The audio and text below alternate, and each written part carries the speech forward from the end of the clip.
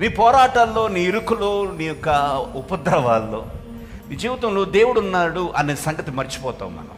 యెహోవా నా కాపరి, నాకు లేమి కలుగదు. నా కాపరి ఎక్కడ తీసుకెళ్తాడు? పచ్చిక గల చోట్ల ఆయన నన్ను కరువు చోట పెట్టడు. ఎక్కడ తీసుకెళ్తాడు? శాంతికరమైన దుడ్డు కర్ర నాకు దండముగా నన్ను ఆదరిస్తుంది. ఎప్పుడంట? గళాంధకారపు లోయలో నేను సంచరించినను నా కాపరి ఉన్నాడు కనుక ఏ అపాయము నాకు రాదు. ఈ నిరీక్షణ నీకుందా? బట్టి చెప్పేస్తాను, యెహోవా నా కాపరి. ఆ పదంలో ఇబ్బరం నీకుందా? ఆ ధైర్యం నీకుందా? ఆ సంతోషం నీకుందా? నమ్మదగిన వాడు లేకపోతే దుఃఖపడతామండి. చెప్పిన మాట చేయని వాడు ఉంటే దుఃఖపడతావు.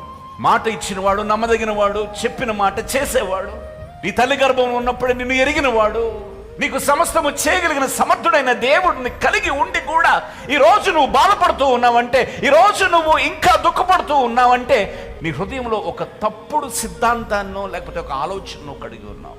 యెహోవాను బట్టి సంతోషించుడి, మీ హృదయ వాంఛలను దేవుని అందు సంతోషిస్తే ఏమొస్తుందంట? మన ఆశను తీరుస్తాడంట. దేవుని బట్టి సంతోషిస్తున్నావా?